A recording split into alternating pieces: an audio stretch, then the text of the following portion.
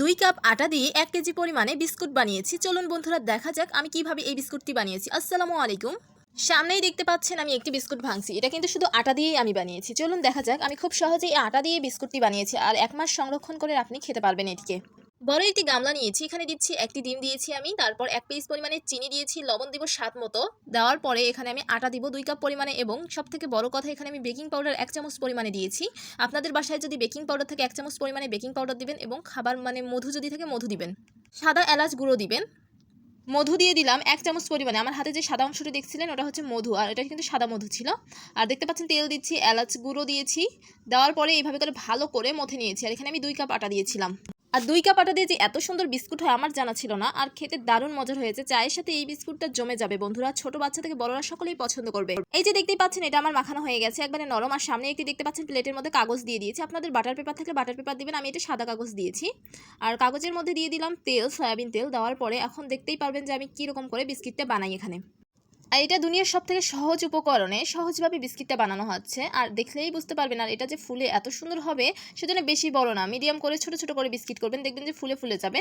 আর এই যে আমি এইরকম সাইজের করে নিচ্ছি। আপনারা ইচ্ছা করলে এটাকে বড় ছোট করে নিতে পারেন আর নানা ধরনের শেপ দিতে পারেন, কারণ আপনারা আপনাদের ইচ্ছা মতো ডিজাইন করতে পারেন। আমার কাছে গোল বিস্কিটটা ভালো লাগে, সেই জন্য আমি গোল বিস্কিটটা দিলাম। আর এইভাবে করে আমি আরেকটি আপনাদেরকে করিয়ে দেখাচ্ছি। আর এরকম করে সবগুলোই আমি কিন্তু করে নিব। আর এটি অল্প সময়ে করে নিয়েছি। আর এটাতে কিন্তু কোনো তেলে ভাজবো না, এটা কিন্তু আমি চুলায় দিব, চুলায় দিয়ে 20 মিনিট জাল দিলেই হয়ে যাবে এই বিস্কিটটি।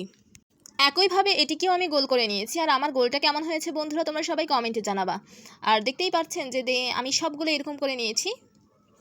এই যে এখন এগুলোকে আমি একটি ডিম ফাটিয়ে সেই কুসুমটাকে আলাদা করে নিয়েছি এবং কুসুমটাকে ভালো করে গুলিয়ে নিয়ে এখন ব্রাশ করে দিচ্ছি সবগুলো বিস্কিটের উপরে। আর ডিমের কুসুমটা দেওয়ার কারণ হচ্ছে আপনার যে কালারটা হয় বিস্কুটের সেই কালারটা আসবে, খুব সুন্দর একটি কালার আসবে। তারপর এখানে দেখতেই পাচ্ছেন একটি কাঁটা চামচের সাহায্যে চামচের মাথায় একটু তেল লাগিয়ে নেবেন, সয়াবিন তেল। তারপরে এই যে এইভাবে করে কেটে দিচ্ছি, একটু ডিজাইন করে দিচ্ছি। আপনারা ইচ্ছা করলে সোজাভাবে দাগ দিতে পারেন বা উল্টা করেও দাগ দিতে পারেন, এটা আপনাদের ইচ্ছা। কিন্তু আমার কাছে এই ডিজাইনটি খুব ভালো লেগেছিল, সেই জন্য দিচ্ছি। আর বাসায় যদি সাদা তিল থাকে তাহলে তিলটাকে উপর দিয়ে একটু ছড়িয়ে দেবেন, কারণ দেখতেই সুন্দর লাগে, খেতেও দারুণ লাগে। আমার বাসায় যেহেতু সাদা তিল ছিল আমি এখানে সাদা তিল দিয়ে দিয়েছিলাম। এই যে দেখতেই পাচ্ছেন এখন উপর দিয়ে আমি সাদা তিল দিচ্ছি। আর এই সাদা তিল দেওয়াতে দেখতে খুবই সুন্দর হয় আর খেতেও দারুণ মজার হয়।